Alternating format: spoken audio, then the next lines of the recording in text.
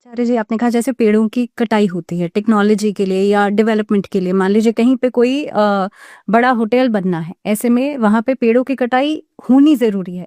इसको अध्यात्म से कैसे जोड़ा जाए? देखिए, मैं फिर से कहना चाहूंगा, मैं कह रहा हूं, मैंने पहले भी कह दिया कि हम विकास का विरोधी नहीं है ये सिद्धांत, लेकिन उसके अंदर हमें यह देखना होगा कि केंद्र में क्या हो।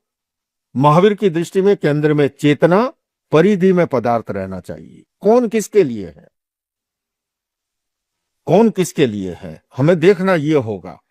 मैं अगर पूछूं दो तत्व, एक जीवन और एक आजीविका, तो जीवन के लिए आजीविका है या आजीविका के लिए जीवन है? आप भी कहेंगे कि नहीं, जीवन के लिए आजीविका है। तो मूलतः भारतीय चिंतन परंपरा में कह दूं या महावीर की दृष्टि में कह दूं, हमारे यहाँ केंद्र में चेतना रही है, पदार्थ परिधि में रहा है। ये चाहे आप जैन दर्शन ले लो, आप अन्य दर्शन लो ना। उपनिषद ने क्या कहा है? पुरुषार्थ चतुष्टय की कल्पना की, अर्थ, काम, धर्म और मोक्ष। उपनिषद ने काम और अर्थ को नकारा नहीं है, किंतु इनके बीच में संतुलन जरूरी है, बैलेंस जरूरी है।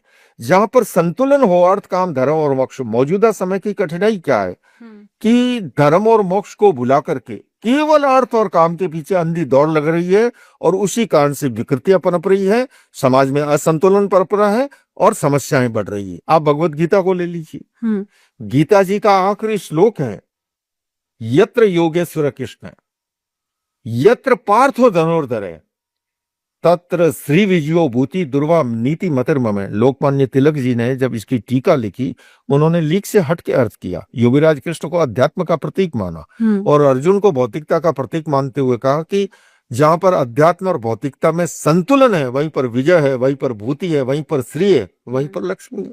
और यही बात भगवान महावीर ने कही। उन्होंने महाव्रत और अनुव्रत दो सिद्धांतों का उन्होंने प्रतिपादन किया। महाव्रत साधु सन्यासियों के लिए, लेकिन स्वस्थ समाज की संरचना के लिए उन्होंने अनुव्रत का विधान किया। अणु यानी छोटा, व्रत यानी नियम।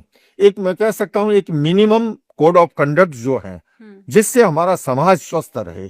तो विकास से विरोध नहीं है, किंतु हमें यह अवश्य देखना चाहिए कि केंद्र में चेतना रहे, पदार्थ परिधि में रहे, और वही विकास, सस्टेनेबल विकास जो है, वो मानव जाति के लिए हितकारी होता है, कल्याणकारी होता है। और अंधाधुन विकास, जिसमें चेतना को नकार दिया जाए और केवल पदार्थ के पीछे भागे, तो वो विकास नहीं, वो विनाश बन के रह जाता है।